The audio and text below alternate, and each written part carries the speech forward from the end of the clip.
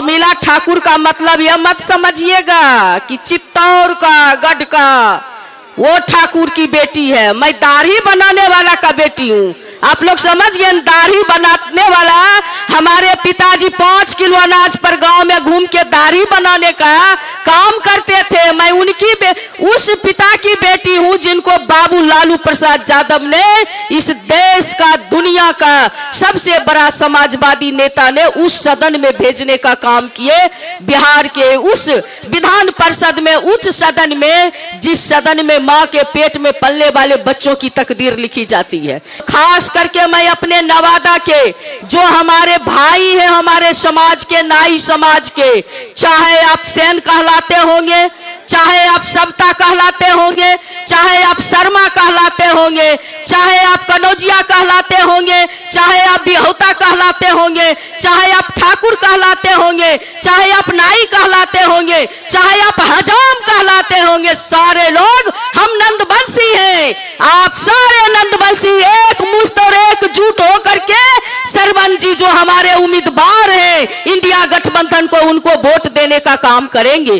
अति पिछड़ा के भाइयों, खास करके मैं अपने अति पिछड़ा भाइयों से कहना चाहती हूँ, अति पिछड़ा के भाइयों, 90 से पहले का इतिहास याद करिए। अपने बाप दादा पुरखा से नौजवान भाई जाके पूछिए कि आप अपने ही दरवाजे पर खटिया मचिया पर नहीं बैठते थे।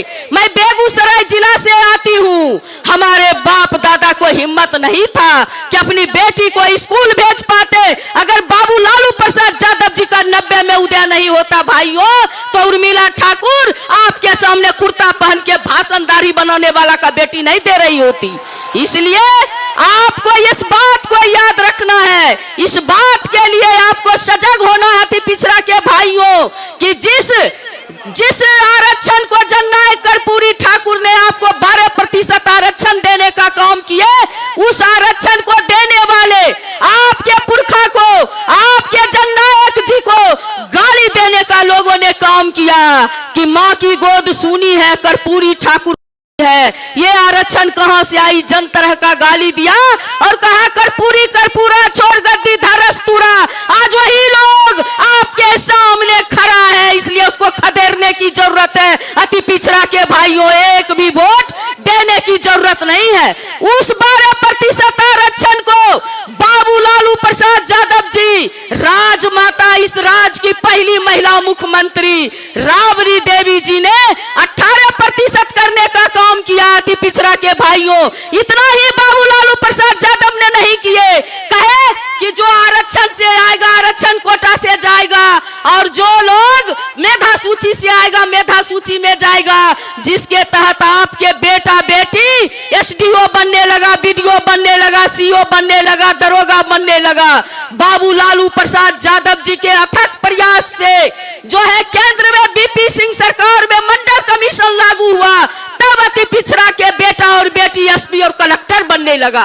आपको समझने की जरूरत है कि जिस आरक्षण के लिए आपके नेता ने बार बार जेल जा गए, निरपराध लालू प्रसाद यादव को ईडी और सीबीआई इनकम टैक्स के द्वारा प्रताड़ित करने का काम किया, उस आरक्षण पर आज खतरा है। अति पिछड़ा के भाइयों, आदरणीय तेजस्वी प्रसाद यादव जी ने उस 18% आरक्षण को जातिगत गणना करके आपको जितनी जिसकी हिस्सेदारी होगी उसकी उतनी भागीदारी मिलेगी, और आपके अति पिछड़ा के भाइयों उस 18% आरक्षण को बाबू तेजस्वी यादव जी ने 25% करने का काम किए। जो हमारे दलित भाई हैं उनको 20% देने का काम किए, जो हमारे आदिवासी भाई हैं उनको 2% देने का काम किए, और सारे आरक्षण को मिला करके 75% आपका आरक्षण तय करने का काम किए, और केंद्र सरकार को भेजने का काम किए कि आप उस आरक्षण को जो है नमी अनुसूची में शामिल करिए, ताकि कोई इस पर उंगली नहीं उठा सके। क्योंकि आप जानते हैं, जब बाबू तेजस्वी यादव जी ने जातिगत गणना करने का काम किए, तो सारे लोगों ने, यही लोग जो जननायक जी को गाली देते थे, यही लोग जब जाकर के केंद्र में जब गए थे मिलने के लिए, तो नरेंद्र मोदी कहा बहुत ज्यादा खर्चा आएगा।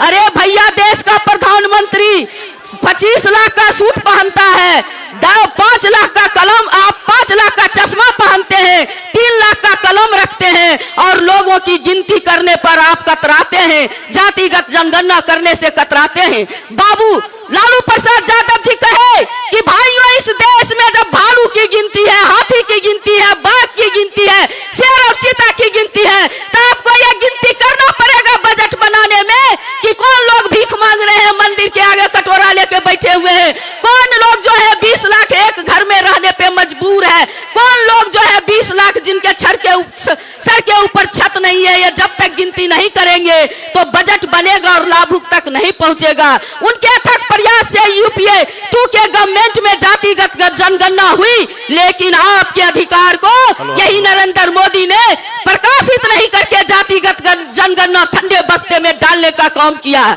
इसलिए अति पिछड़ा के भाइयों इधर उधर देखने की जरूरत नहीं है। बाबू तेजस्वी प्रसाद यादव ने 17 महीना में साबित करके दिखाने का काम किए, आपको उच्च आरक्षण के तहत बहाली करने का काम किए। अति पिछड़ा के भाइयों कि आपको जो है आपको उस आरक्षण के तहत जो है एक दिन में 2-2 लाख 1-1 लाख नियुक्ति पत्र बंटवाने का काम किए। 17 महीना में आपको जो है 5 लाख नौकरी देने का काम किए। इसलिए युवा भाइयों मैं आपको एक चीज और कहना चाहती हूँ कि ये कहे कि महिला सशक्तिकरण, लेकिन महिला को जो है इन्होंने 17 सीट दिया।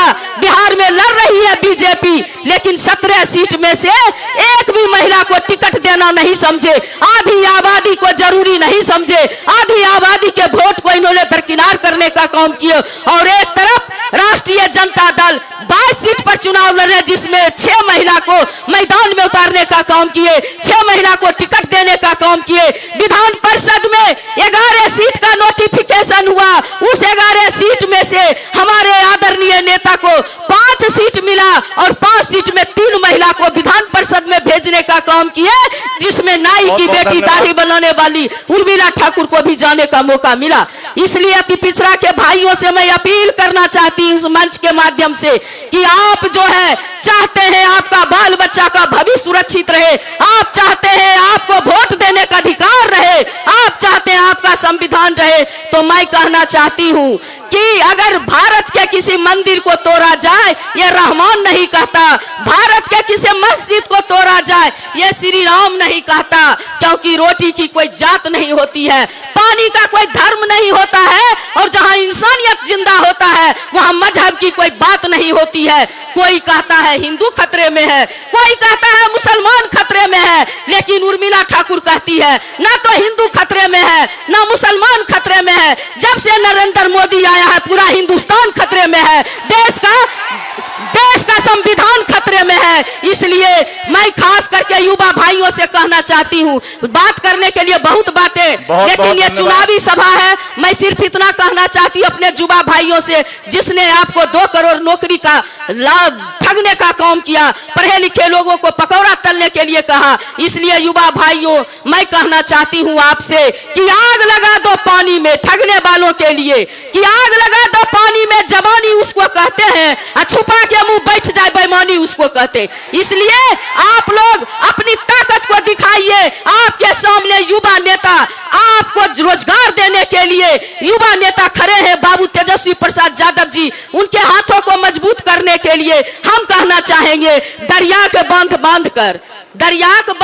कर पानी को रोक दे, किसकी मज्जाल जो जवानी को रोक दे। नौजवानों की जवानी को, नौजवानों की ताकत को जब आप युवा लिखते हैं या और जब आप युवा को उल्टा लिखेंगे तो वायु हो जाता है, और वायु जब अपना रुख बदलता है तो कोई चाइनीज वाल नहीं होता है। इसलिए आप सभी इकट्ठा होकर के अति पिछड़ा के भाइयों सहित सभी लोग इस देश को बचाने के लिए, संविधान को बचाने के लिए, लोकतंत्र को बचाने के लिए 3 नंबर पर लालटेन छाप इंडिया गठबंधन को दे करके शरमन भाई को भेजे हैं, उनको विजय बनाने का काम करेंगे। इसी अपील के साथ जय हिंद, जय भारत, जय जनता मालिक।